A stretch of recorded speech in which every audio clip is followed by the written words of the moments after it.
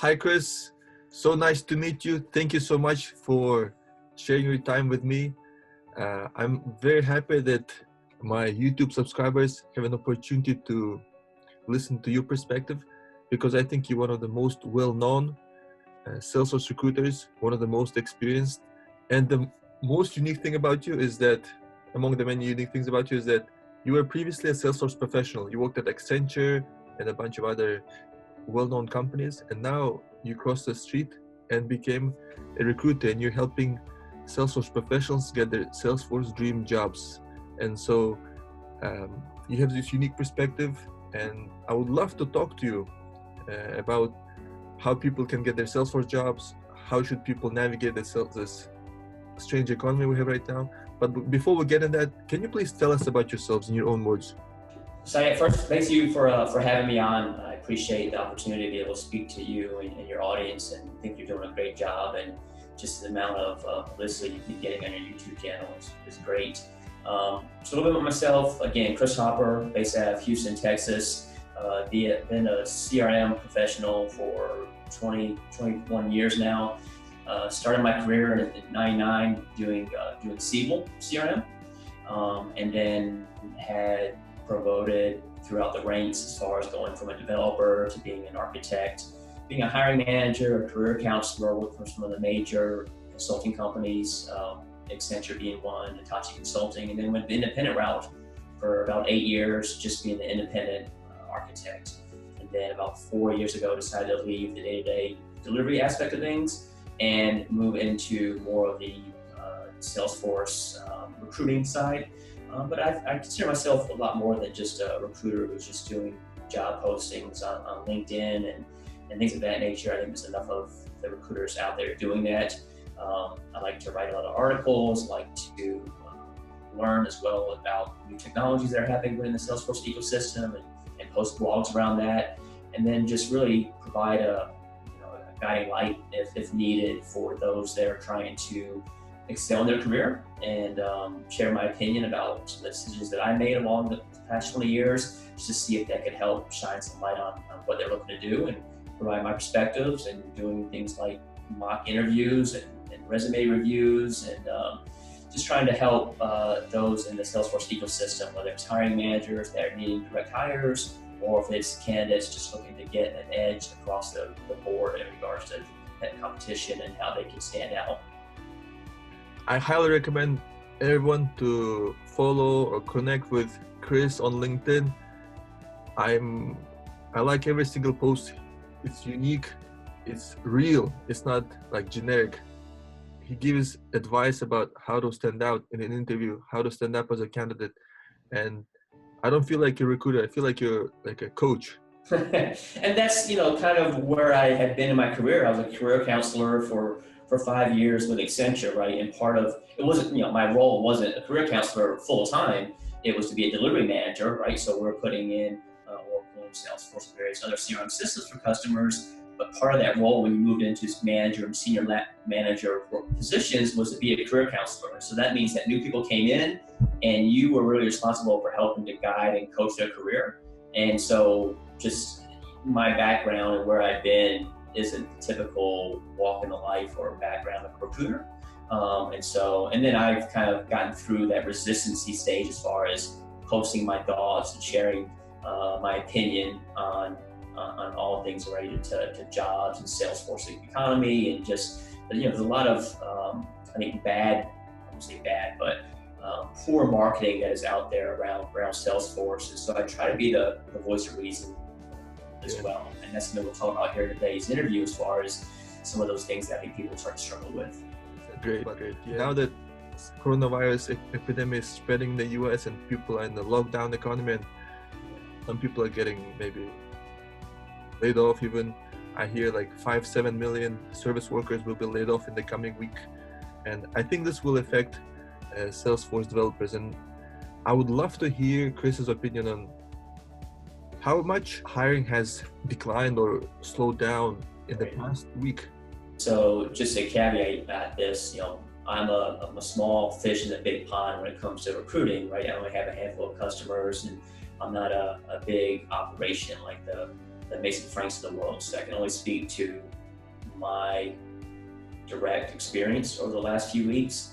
And I've had a couple of open positions that are still open, and the companies are still looking to fill those even during this downtime or this uncertainty. But then I've had a handful of positions that the customers decided to put things on hold until further notice. I think a lot of it's based on not sure what the future is going to bring for us. And so they're saying, well, Chris, at least give us a month to 6 weeks for us to see what is coming up. And then we'll reach back out to determine the next steps. And then not directly in my world as far as being layoffs, I haven't heard of any layoffs happening yet. As far as Salesforce professionals that are looking for a new position, at least not the ones that I've directly recruited or ones that I've been in contact with over the last few weeks. But I think that's just because I just haven't seen or talked to everybody. I think there's probably a few here and there have been impacted. Maybe some of those that have just started over the last few weeks, those are a little bit easier to lay off, but they don't have as much of a footprint within the organization. And so if they needed to start to scale back, those are probably the first that are being looked at. So the key things you notice is that hiring has been put on hold? Yes. Okay. And say if you have like 20 openings, how many do you think were put on hold? Like, would you say 10? Yeah, I would say at least probably 60 to 70% of those. Wow. Right. I just think that customers aren't sure what to do. And so, this comes to hiring as a whole, regardless of the economical situation we're up against. Hiring is a lot of times something that hiring managers are on the table with a lot of times. Do we really need somebody? Do we need someone right now? Can we make do with what we have, right? Can we just assign that additional work to someone that's already in-house, right? Those kind of questions from a hiring manager perspective get asked quite a bit. And now they're really being stressed or heightened at another level based on the current situation we're up against, right? Now, there's some positions that are must-haves, right? And so let's talk about the other 30%. The other 30% is, we lost someone 6 weeks ago, and even though we're hit by coronavirus, that seat is still open, and we don't have anyone, and we haven't had anyone in a while, and we're losing our momentum as far as moving forward with continue to innovate on the Salesforce platform. And so in that case, those type of situations, there's still some opportunity there to hire. If there's an experienced Salesforce developer, someone like has 3-5 years of experience, and they're looking to change their job, what do you suggest they do in this economy? Should they sit it out, wait until? No, I had someone ask that a few weeks ago, and my point of view is continue moving forward, right? And so, if you have a position, that's great, but there's no reason not to continue to look for new positions, right? Because things are still moving forward one way or the other. Now, it may take a little bit longer for you to land something just based on the resistance that companies are having right now, but I don't think you should throw in the towel and say, well, why should I bother looking for something new because of what we're hearing? And, you never really know what the truth is, especially with social media and the politics of things, and I think everyone has their own opinion about what's really happening. But all that being said, I don't think you should stop or slow down your momentum as far as looking for a new position. And that's exactly what I told someone that reached out to me a few weeks ago. He's like, Chris, based on what's happening right now, I think I should sit tight. I said, well, that's ultimately it's up to you if you want to sit tight, if you're more comfortable in that. But I think regardless of outside influences, those are things you can't control.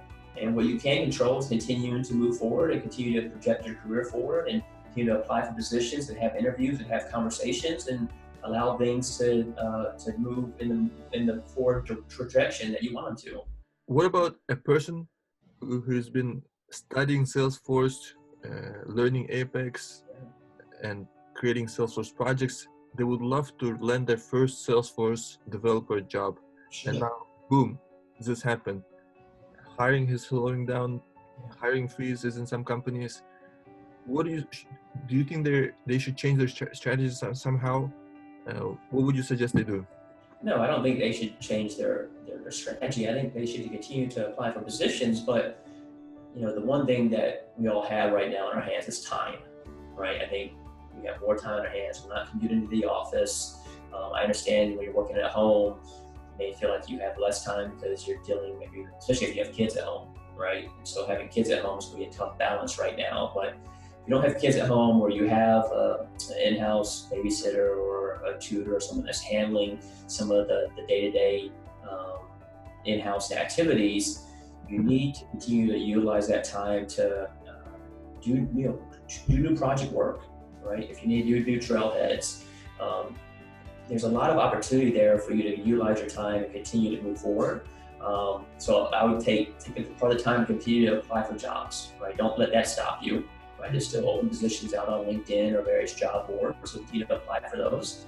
And then think about some new projects you can start up on your own, right? If there's some new recipes on LWC, for example, that you want to start to work around, if there's some additional super badges that you want to work towards, right? And I've seen a lot of free seminars happening right now for architect track, for the developer track, for the admin track. There's a lot of folks out there in the ecosystem that are offering free courses right now for continued upskill. Like there's an admin class tomorrow. That's a 2-hour session that's being had. I've seen Salesforce put out 5 different sessions, I think, this weekend, as far as these are 6-hour sessions. I think 5 or 6-hour sessions around the developer track, marketing cloud, admin, sales cloud, and service cloud. So if you think about it, there's plenty of time right now to be able to jump on those and continue to upskill. Got it. They should focus on upskilling, basically. Yeah, I mean, you don't want to be stagnant, right? I mean, you want to balance that. I mean, you just don't want to sit behind a computer all day and be on webinars and doing trailheads. I'm saying you still need to start networking. Obviously, you can't have in-person meetings, but virtual coffees, if that's your thing, continue to build your network. I mean, again, there's so many things we can still do outside of physical interaction that can get you a little bit closer. So when things start to pick back up, you're top of mind. You've already built that relationship, whether it's virtual or in person, right? You started to actually connect with others so that when the hiring does pick up again, you've already laid the foundation, right? You don't want to sit back in a corner and not do anything. And then as things start to pick up again, whenever that is, 3, 6, 9 months, whatever that is, no one really knows. You don't want to start scrambling at that point. There's what's the point of doing that? You might as well just continue to chip away at it over time right now while you have the ability to do so. Got it. You have 21 years of CRM experience. You've lived through your professional life, the dot-com bubble, the Great Recession. How do you compare the current crisis with the previous two? Right. I think there's a lot of similarities with these, right? Whether it's the dot-com bubble or it's 9/11, it's the real estate bust that we've had in 2008 timeframe. To me, it kind of all fits into the same situation where things come down and it takes a while to pick back up, right? And so I can speak to, believe it or not, in the dot-com, I call it the upkeep of the dot-com phase, right? Where they were hiring left and right, no matter what your background was or your skill set. And then in 2008, when the economy tanked and the real estate busted and all that, leading went under as well. That is when Accenture started to have a major downturn. I was an employee at Accenture, and they were offering voluntary separation. And I took that opportunity to leave and go independent. Now, it took a long time for me to go back and land my position, a lot longer than I thought. I was a little, arrogant at the time. I was in my early 30s and thought it wouldn't take that much time to be able to land a position after leaving Accenture. And it was a grind. It took a good 3 to 4 months for me to be able to land my first position. And that was every day sitting behind my computer, applying to positions, reaching out to my network. And it was just, I knew it was going to take time. I just didn't know how it was going to take that much time. And so I think anybody who thinks that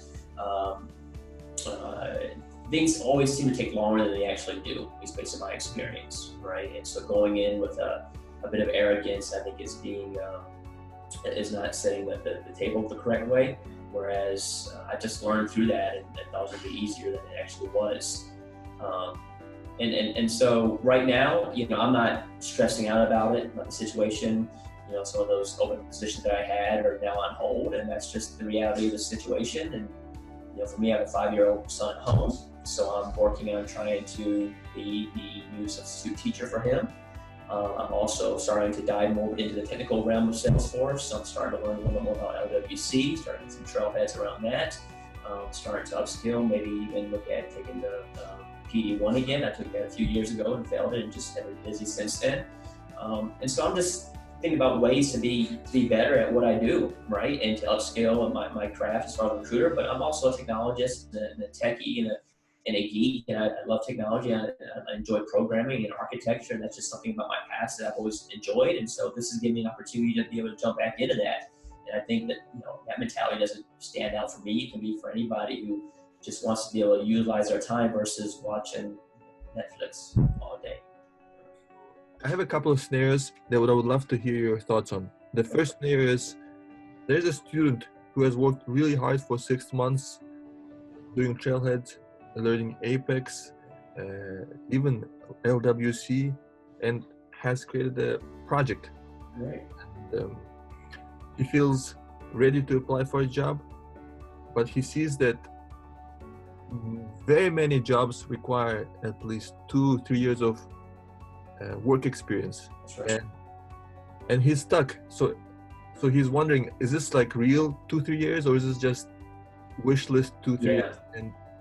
And how should he overcome this gap? He has 6 months of like experience, and he cannot find any kind of job he can apply to and feel like not an imposter or like a fake. What's your thought on that? Right. And so the 2 to 3 years, I think, is just an initial wall that a lot of companies put up just to help prevent the number of resumes they receive, right? And so that being said, I wouldn't let that deter someone from applying, right? Because you need, obviously if you don't apply, you're not even going to have a chance to get a phone conversation, right? And that's what you need to have, right? And so my take is, but you need to do more than just apply, right? Because if you just apply to a position, most likely it's just going to sit out there and your resume just probably gets put to the stack. What are you doing in addition to that? And here's what I would do, right? There's a couple things I would do. I would look at that company, right? I would start building connections at that company. I'll start asking that company, like, the hiring managers or the admins or the existing developers, if they'd be willing to have a conversation with you about what's happening in the organization, what challenges they're running into, start to build a network at that organization even before applying, right? And then also, if you're applying, can you reach out to that hiring manager and talk a little bit more about your experience, right? And if there's, let's say there's 10 things listed as the job description, maybe ask for a phone call or ask for a coffee conversation or just an email, even your cover letter, specifically about what your experience and how your experience pertains to those particular skill sets or requirements in the job description. Right? You have to do something different. If you're just sending your resume on LinkedIn to an open position, chances are you're probably going to get overlooked, unless especially if you don't have the experience of 2 to 3 years that they're requesting. And so you need to sell yourself. I guess is what I'm trying to say here. So in short is, how are you selling yourself in the position? And possibly, obviously we all feel like imposters when we're first starting out. I think that's just the reality. And I try to relate this to when me or you or anyone else finished college, right? We were greenhorns, right? We didn't know anything coming out of school as far as actual business for the most part. Maybe we done interns here and there, or maybe you had a little bit of experience in project work as far as it relates to the classroom. But at the end of the day, we're all imposters, and you have to push through that resistance and be able. And the only way to get experience getting through that imposter syndrome, so to speak, is having conversations and meeting with people and describing what you can do and how you've been able to overcome challenges, and here's some projects that you've done, and outlining those projects in the conversation. Putting your things on GitHub, creating some YouTube channels, right? Writing some articles. I mean, there's a lot of things that people can do, but they decide not to, and I don't know why. I think unfortunately you're going to have to, especially if you haven't been able to have any interviews or getting offers on the table. You can't keep doing the same thing. So can you be creative and do some things that are outside of maybe your comfort zone? Just to have some conversations with folks. And sure, you're going to get the door closed, you're going to get ignored. That's just the reality of looking for a new position. But you got to keep trying, you got to keep knocking. I mean, when I first left delivery and got into recruiting, it was hard. I mean, I had people ignore me time and time again, just saying, Chris, we're all set, we don't need any help, we've already got a recruiter. That's the case, right? And now I've been doing it for a number of years, and some people we connect with and they can use my help, and then there's some customers or prospects that just don't need my help, and that's fine. But with the job market, if there's an open position, they need somebody, right?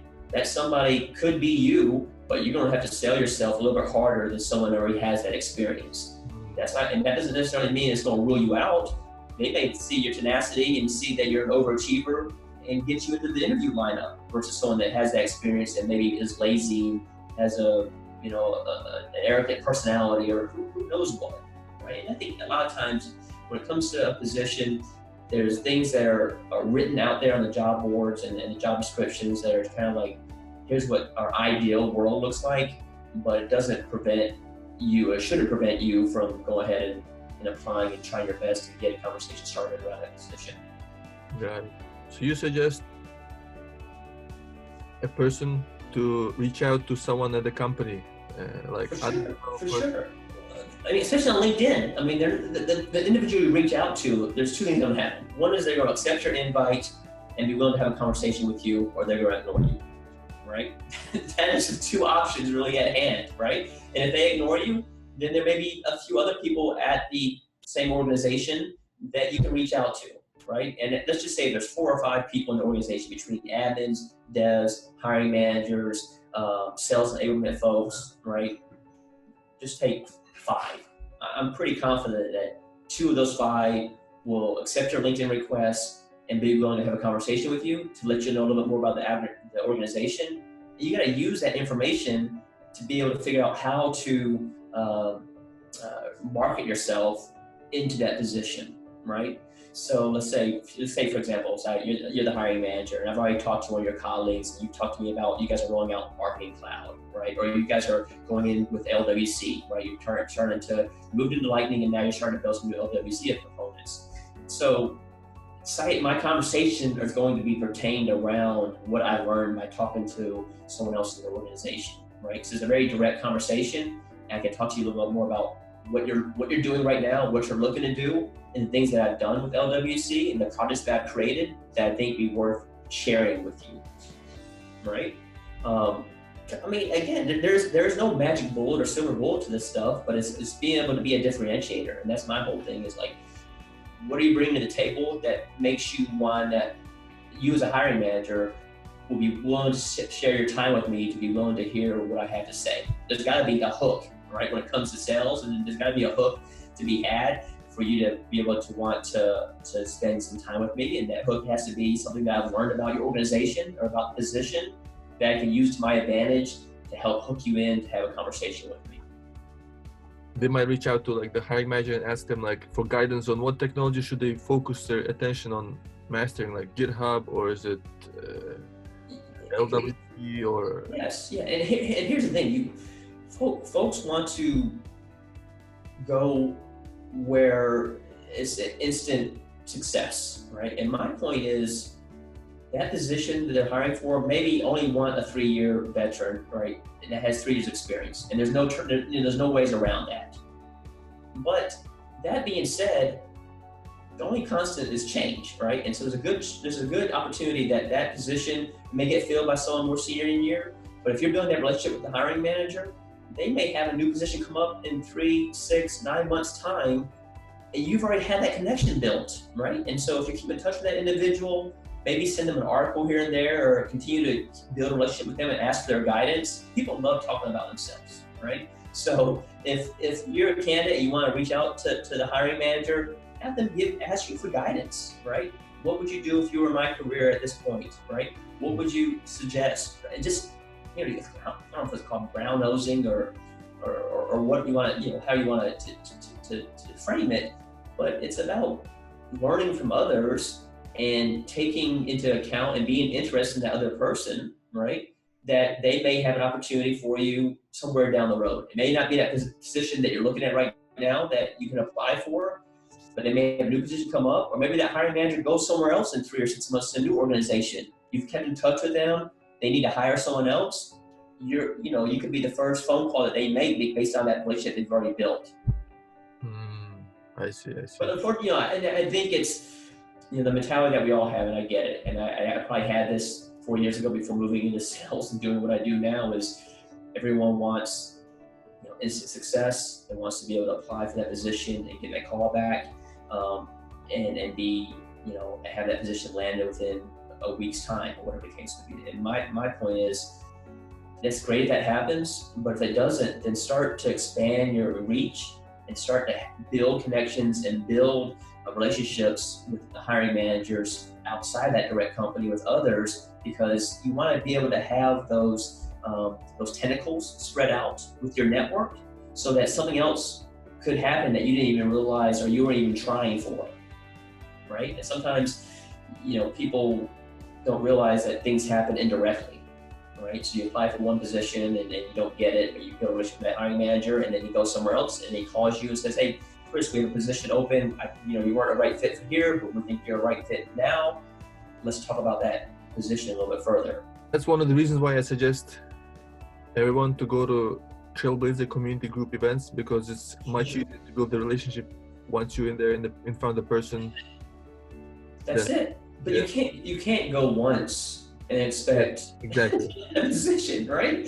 I mean, there's a guy here in Houston who he was everywhere, right? So Salesforce Saturdays, the admin, the dev group, Texas Dreamforce, like everywhere I was as a sales guy, he was as an up-and-coming admin, right? And it probably took him, 6 months. But what happened was, one of the user group leaders for the dev group, his company was hiring, right? And who was the first person he thought of? This guy who showed up and in his back pocket day in and day out. He was the first guy who got the interview, and he landed the position, and now he started a Salesforce career, right? But it didn't happen because he came up to one dev group and showed up and said, "Hey guys, I'm here. Where's the positions?" It doesn't happen that way. That's a great story. I should interview him. Yeah, no, I can get you in touch with him for sure. I mean, and that's what I try to do. So one thing that I often do is publish this Excel spreadsheet, which is very elementary. People say, "Chris, can't you do better than that?" I'm like, well, it gets the point across. And so my point is, what I do with that spreadsheet is, here's people that have come to my network that I've saw looking for something, and then they finally landed something, and they come back to me and say, "Hey, Chris, I've landed a position. I'm so happy." I'm like, "Great. Can you write a story about it to help share with others about how you did it and how long it took and how many interviews did you have and how many resumes did you send out?" Right? Because to me, kind of learning about other people's history and what they went through can help you determine or influence your decisions, saying, well, it took Chris 9 months to land something. Why would it take me 2 months? Right? I mean, it could, but at the end of the day, it's probably going to take you closer to what the average is, right? And that's going to be 6, 9, let's just say 9 to 12 months, in my opinion, before you land something. Yeah, I love those Excel sheets. I just noticed them a couple of weeks ago and I thought, wow, that's a great idea. Now it's very easy to compare them. Like I could just line up a whole bunch and like, oh, okay, see it. Right. And that's kind of what the point is. And these are different people from different walks of life, right? Some may have been a .NET programmer, or some may have been in marketing. I try to get different perspectives, trying to figure out how to share information with others that may have come from a similar background and how long it took them to be able to convert over to Salesforce admin or Salesforce developer, right? The interesting thing about developers is there's a lot of positions out there, right? There's no doubt about that. But having your developer cert does not give you the golden ticket to a position, right? And what I try to do is be a reality check to that, regardless of what Salesforce marketing does about the salaries and open positions, or David Liu, who's part of my network, and I appreciate all the content that he puts out. I just think sometimes that stuff doesn't always show both sides of the story like it needs to. That it's hard, just because, again, the cert is hard. I've taken the test and I failed it, and I know it's a difficult test to take, but even with that cert, you still are going to struggle landing your first position, right? When you got out of school with a computer science degree or an IS degree or something like that, for me personally, it was hard landing something, right? And I was in the .com boom, and I interviewed, and I used my network, and my quick story about how I landed something is I brought my portfolio of C++ programs that I built, right? And this kind of dates me to C++ days in the 90s, but that was there that I brought with me with my resume during the interview, and was able to showcase that information about my development skills and kind of the things that I built out and the applications that I built, just to have the conversation. So if I'm comparing myself to 3 other candidates who just brought themselves in a nice suit and a resume, at least I brought my work, and I was able to take the hiring manager through some of the things that I learned and the programs and the projects that I did to give myself a leg up. And in that situation, it worked. And even when I was hiring as a hiring manager, those folks that brought their work with them, all other things being the same, they were the ones that were calling back for a second round, because they differentiated themselves versus the rest who didn't decide to go out on a limb and do something different.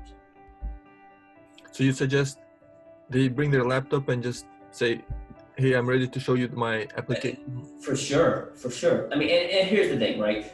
The hiring manager may say, no thanks, we don't have time for that.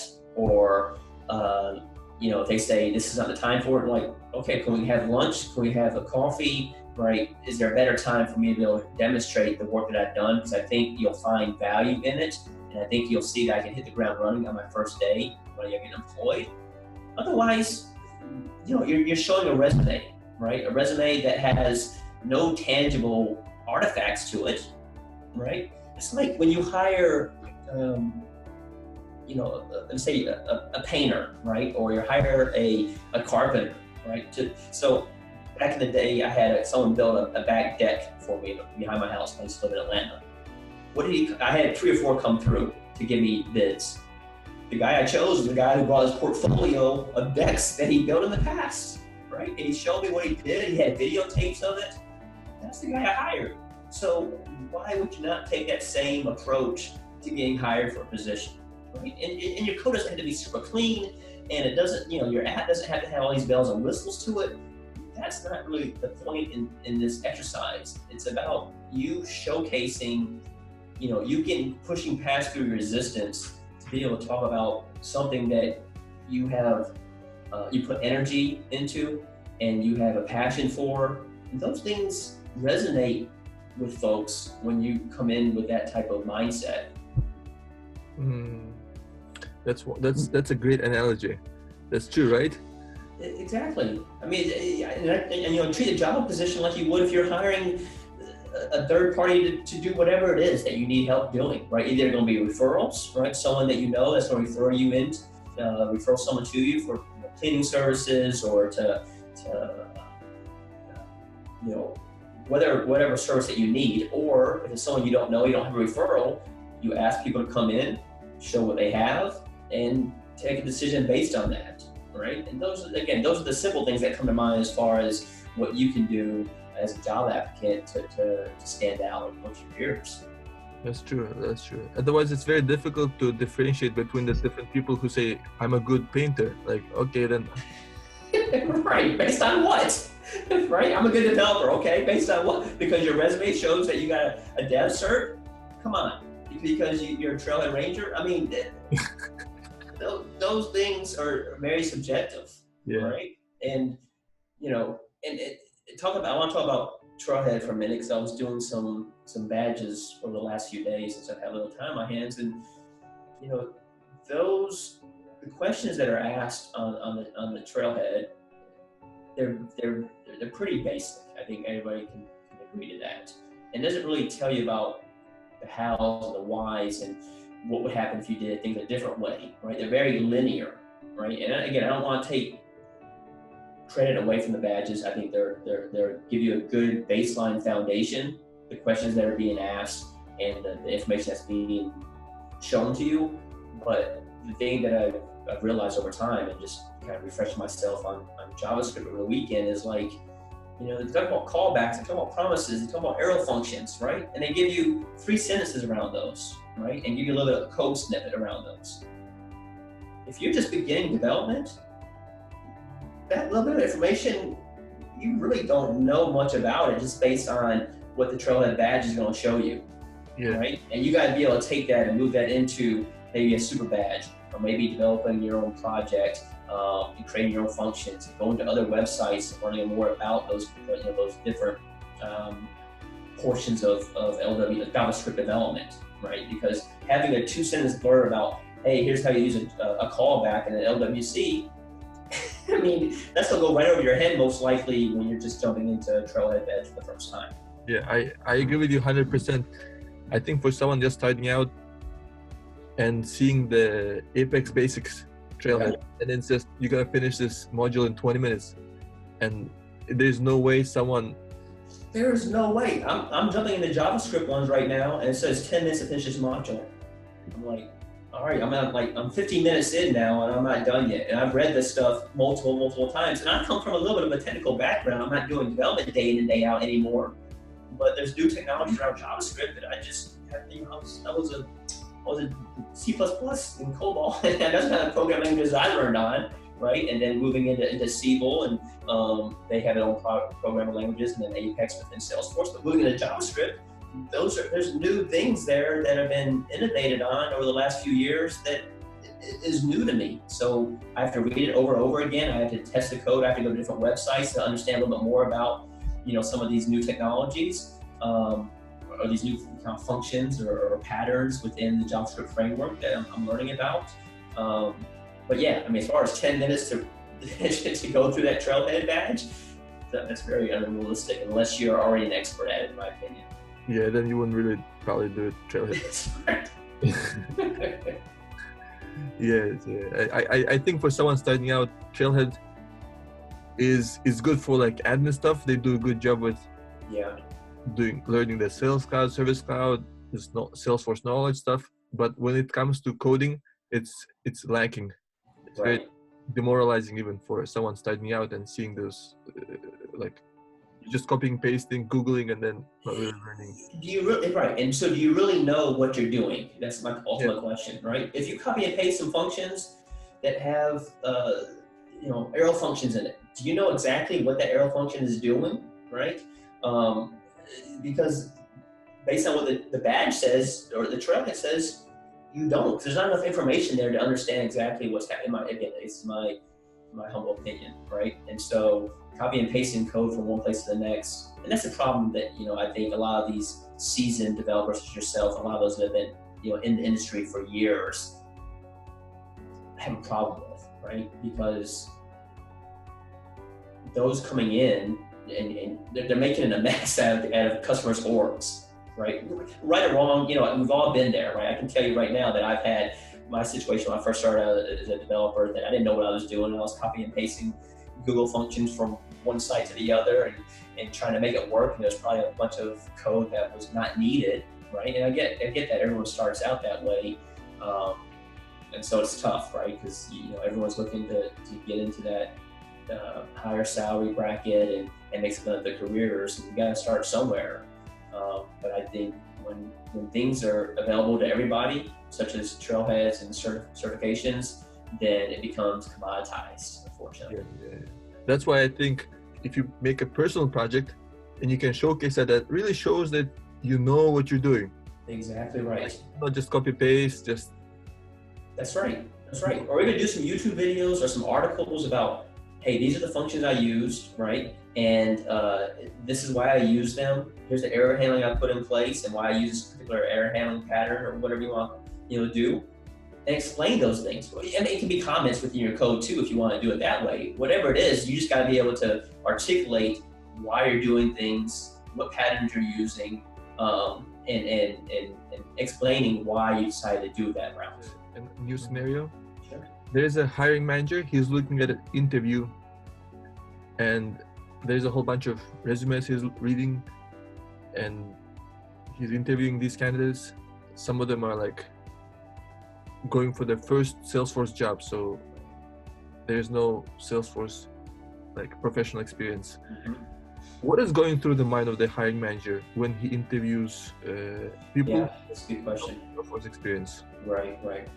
I think the first thing is, how much overhead is this individual going to be, right? And how much time do I have, or anyone else on the team, going to have to be able to spend with this individual to get ramped up, right?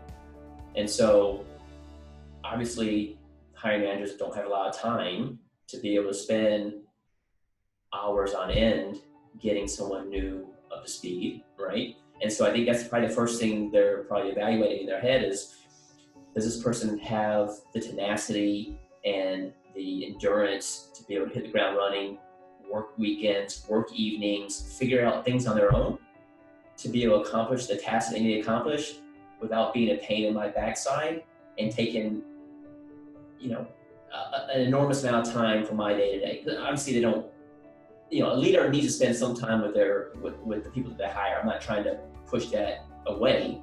All I'm saying is, they need to find someone that they have some confidence that individual will come in and figure things out on their own without causing a lot of overhead on the hiring manager or his team side, right? I think you as a candidate need to be able to demonstrate and communicate how you've been able to do that in the past in order for them to see and have confidence in you that you can do it when you come in.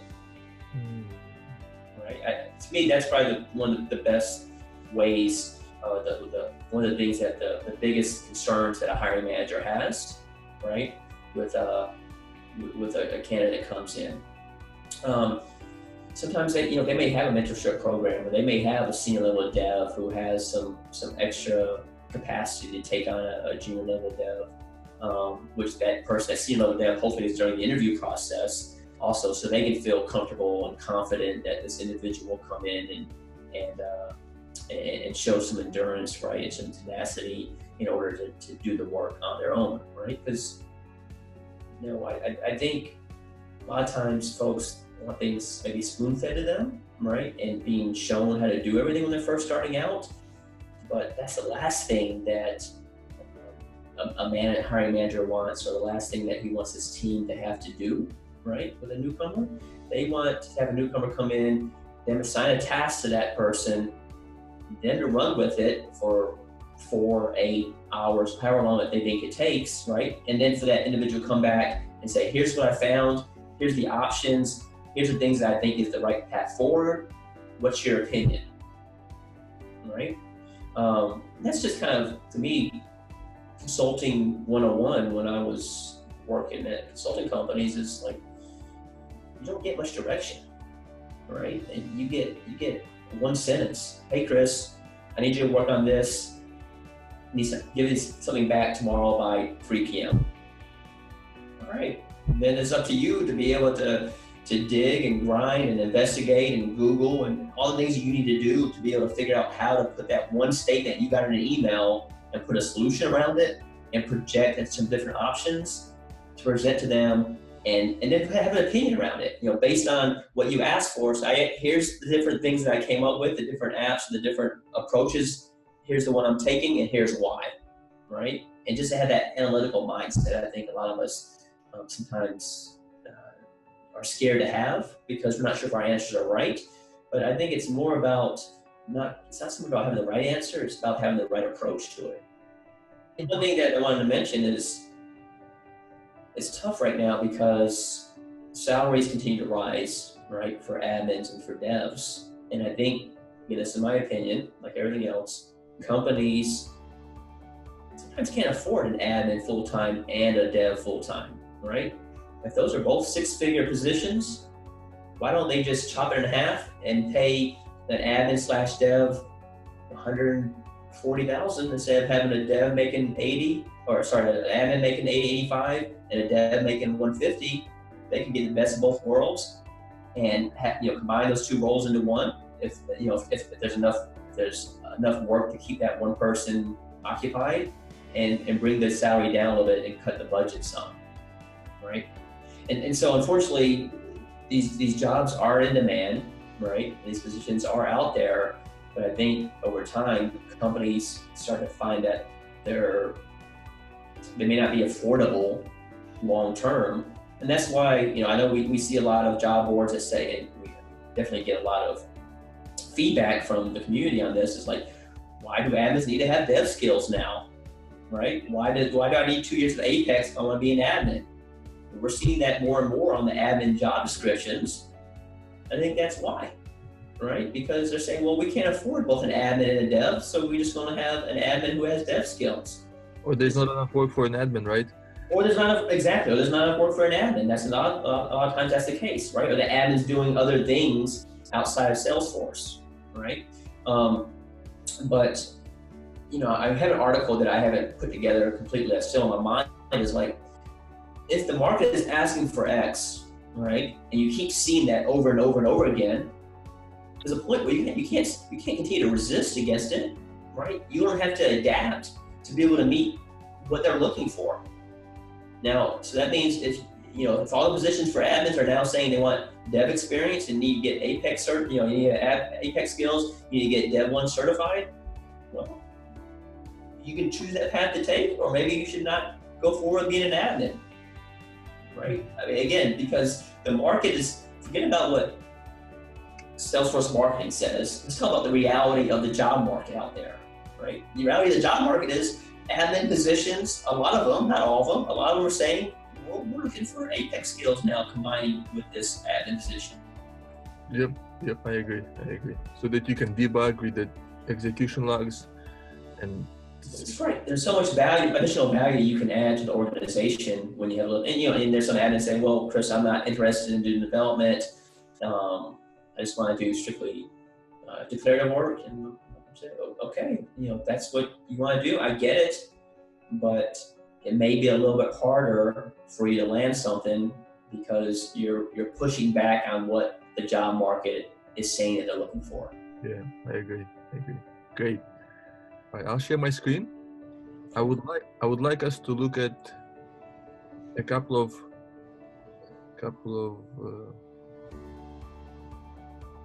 all right, job postings. Okay.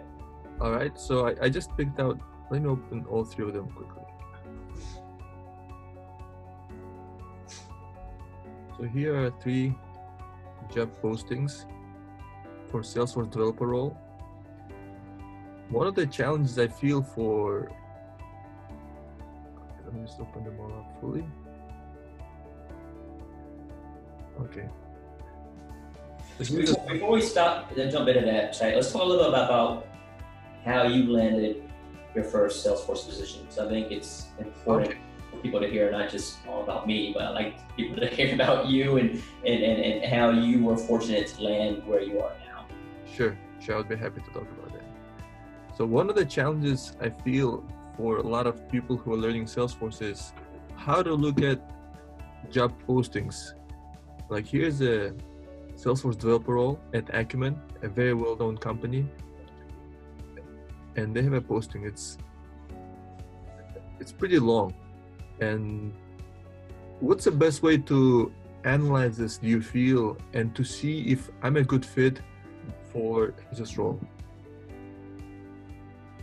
Well, a couple of things come to mind is, and here's one of the challenges with some of these job descriptions are sometimes they're outdated, right? So Visualforce. So I guess Acumen still has customers that are running Visualforce, right?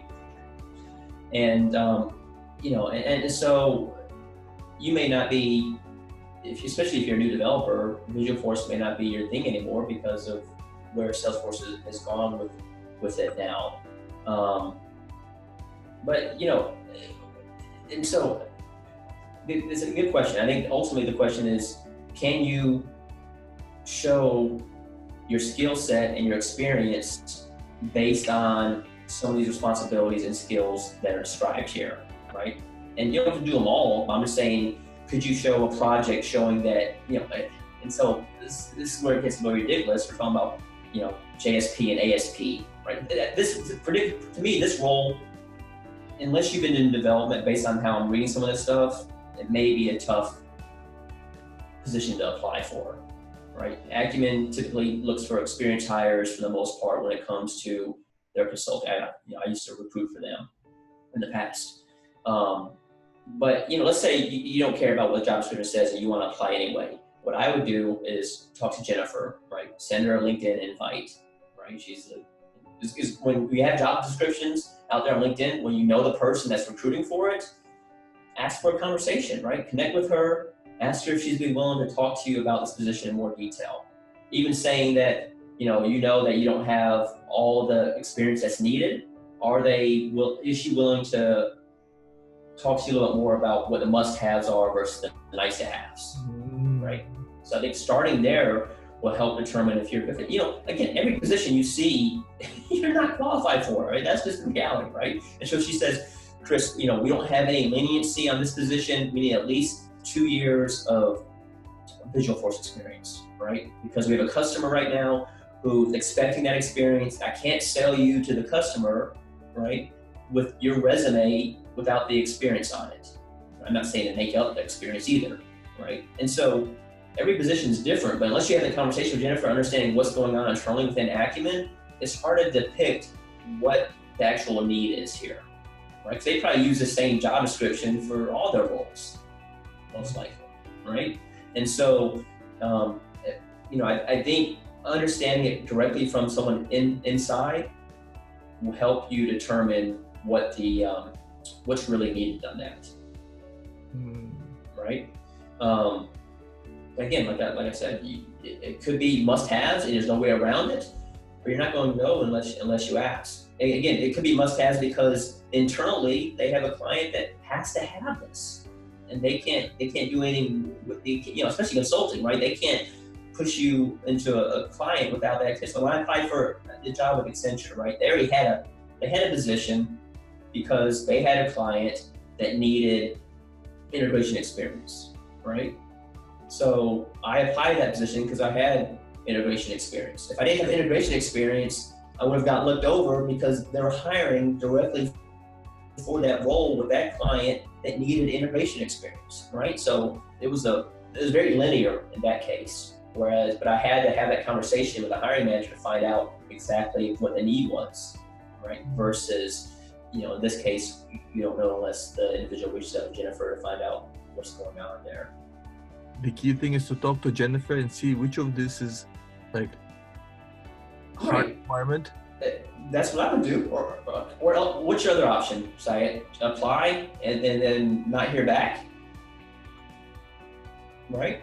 I mean, the thing I would do is find out more about the position before even applying, right? So, for example, I had a hiring manager who's a customer of mine reach out to me a few weeks ago, and he's looking for a new position. He said, Chris, I know you're well connected. I see an open director position at company X, Y, and Z. Can you find out what that position is paying? Because I want to make sure it's worth my time to apply. Okay. So what I did is I reached out to my connection at a company, asked what the position was paying, reported it back to my friend and my client, and let him know. And he decided, he took that information and did what he wanted to do with it. He could apply, or he could have said it wasn't worth his time. But he needed to get a little more intel on the position, and that's what I'm suggesting here to do with Jennifer. Or if you know someone at Acumen, right? That doesn't have to be Jennifer necessarily. Her name is posted on this, but it could be some of these other people that you're connected with. Maybe they can find out for you what the real scoop is on the role. Cool. One of the things I found interesting you said is when you look at these job requirements, you're always non-qualified, right? Right. I mean, most of the people, especially if you're just starting out, you're not going to have, again, ASP in Java and JSP, right? And unless you're a developer before getting to Salesforce, you're not going to know active service pages, right? You're probably not going to know Java. I mean, you know Apex now, but you come from a Java background, most likely not. Yep. Cool. All right, let's look at it next. This one. There's something to say about developers, right? Because developers usually have come from traditionally other development backgrounds, right? So a lot of them were coming into Salesforce, but they were doing something else prior to that, right? So they already understand development as a whole, right? Object-oriented programming and classes and methods and variables, and there's just core programming skills that a lot of developers have ahead of time before coming into this position. And so that leaves it a little bit more wide open for someone applying for a new Salesforce position, because I think customers sometimes say, well, if he doesn't know Apex, well, he comes from a Java background, I think he can pick up Apex a little bit easier now versus not having any prior development background in the past. Yep. Yeah, but a lot of people I see who are Salesforce developers, they come from non-IT background. Well, because the demand is so high right now, and so I think customers are having to be flexible on that, right? And that's fine. I mean, I'm not trying to be resistant about people that don't have an IT background to get into IT. There's just opportunity and good salaries to be made and all that. So I'm not trying to say that's not a good idea. A lot of people have to reignite their career and pivot, and that's good. I just, the thing is, having a cert without having any kind of background in programming or computer science just makes it a little bit harder for you as an individual to be able to make that climb, right? Yeah. And so what was your background, sorry, before getting to Salesforce? I studied business for undergrad and master's. Yeah. I studied business, so I didn't have any IT background. And then how did you get your first Salesforce position? I was working for a health insurance company. Yeah. And I was there right after my business school, and one of the things I had to do was work with a sales team, help them improve their processes, and I noticed that they were using Salesforce, and I was curious, what is the Salesforce thing? Right. I started doing my research, and it blew up my imagination, like how much you can do with just a few clicks. Right. And I decided to become a Salesforce professional. So that's based on circumstance, right? And so we talk about accidental admins, right? And unfortunately, that term has got watered down over the years because I don't think it's as prevalent as it used to be, right?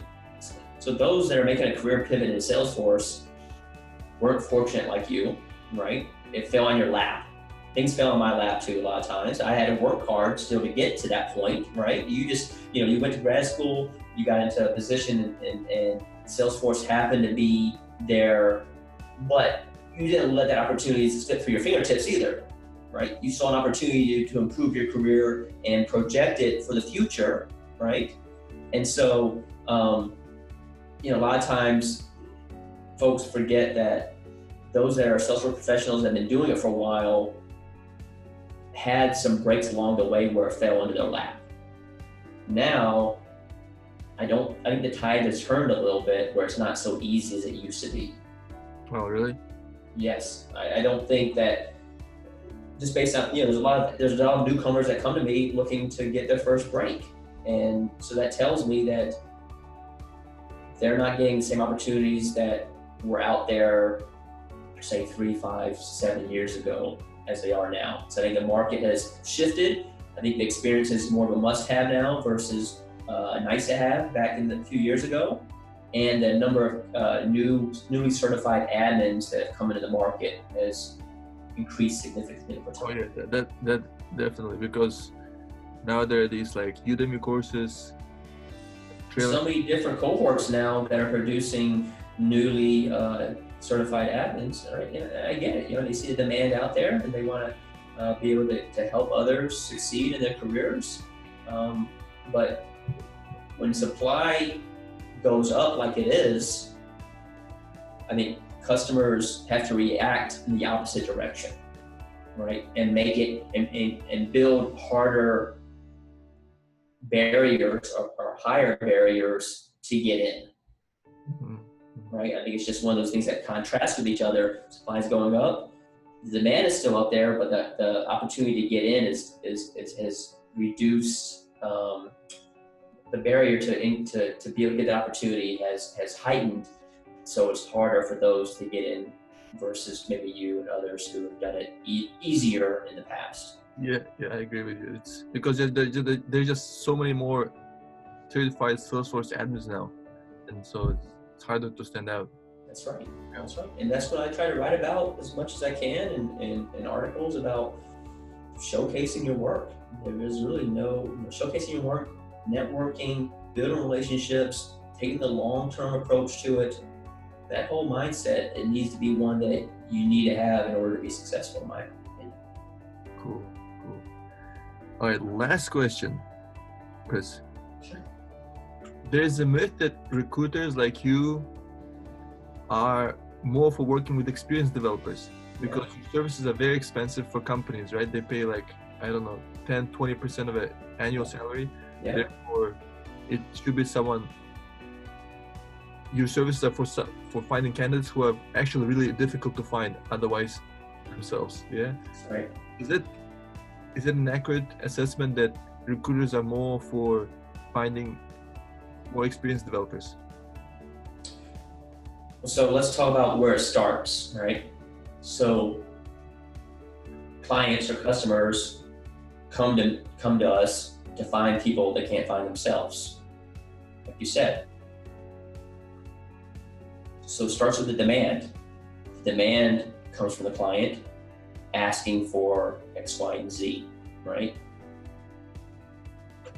And I've tried this in the past and it hasn't worked out for me.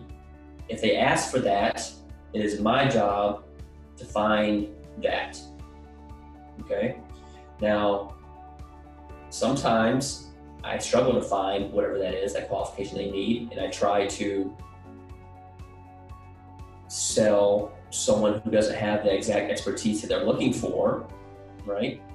And most times it doesn't work out because the customer has, unfortunately, I guess I don't do a good job of consultative selling, I'll put it like that. I guess I could do better, but it's hard for me because the hiring manager and the company already has their mindset on hiring me to do a service for them, and that service is to find someone who can meet a majority of the skills that they have in the job description.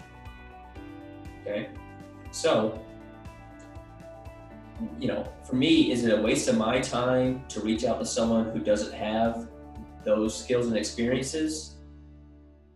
Most of the time, yes, because the hiring manager can find that individual themselves by posting it on an Indeed or a LinkedIn or somewhere else, right? They're hiring me to find the cream of the crop, so to speak, the needle in the haystack, right? The purple unicorn, whatever you want to call these terms that they use in the recruiting industry, because they are willing to pay me a substantial amount of money to find that. And it takes work, and it takes hard effort and energy and conversations and filtering out and all that stuff that comes in the recruiting profession to find that, right? And so I'll have and make it sound like it's either one way or the other, and it's not completely like that, because I'll have conversations with someone who isn't quite meeting the full expectations of what the job description says, and I'll still pass that individual over to the hiring manager, because what I try to do is, for right or wrong, the hiring manager doesn't always agree with this, is I like this individual and here's why, outside of the job description. Right? They presented well, they communicated well, they showed tenacity, they showed their experience outside of how they've been able to tackle challenges and problems, how they solution, things that have come up in an organization, right? And so those are the things that I try to communicate to the hiring manager, why I think it's at least worth your time to have a conversation with an individual, right? And a lot of times they say, okay, Chris, I'll give it a shot. Right? I can't, and then they talk to the individual and say, Chris, no, not a fit. I can't keep doing that, right? Because, I would get 1 or 2 tries to be able to try to upsell an individual, right?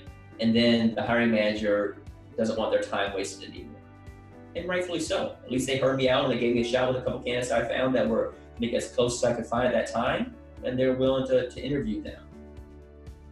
So it's tough. I mean, well, it's hard as a recruiter because I see a lot in an individual, and I have a lot of passion for what I do. And I told people this in the past, if I was a hiring manager, probably 90% of the people I talk to, I would hire. Right? Regardless of skill set, I just feel like there's something in them, a lot of them that are worth hiring and seeing what they can do. But I don't, it's easy for me to say than to do because I'm not paying the salaries and I'm not on the ground internally in the IT department that has their neck on the line if that individual doesn't work out. Right? And so that's the challenge that I have, because I see a lot of opportunity in a lot of people, right?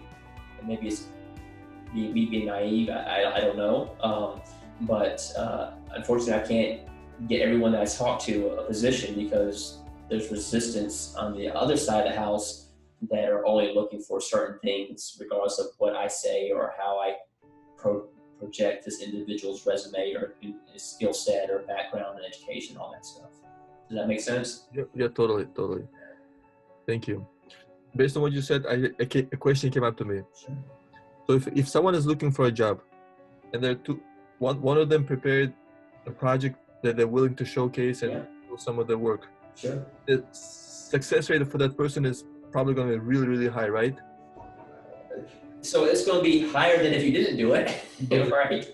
And so it's going to be, if it's a like for like situation and you're doing that, your success rate is going to be exponentially higher. Now, if you have that information, if you have that project work and you showcase that work, but then you have someone who has that plus more experience, then you may get beaten, right? All I'm saying is there's things that you can control, right? And the things that you can control is what effort and work that you can put forth, okay? Experience, you only have so much, right? You can't change it, right? That's it. You can't add more years that you don't have, right? But what you can add is your internal work ethic and project work and things that you figured out in solutioning that make up for this, can come as close as possible based on what's within your realm to make up for that lost time that someone else has because they're older or have more experience, whatever the case may be. Thank you so much for your time, Chris. Great. Thanks, Taya. Thanks for having me. I really appreciate the time. Thank you so much. Have a great day. Bye-bye. Bye.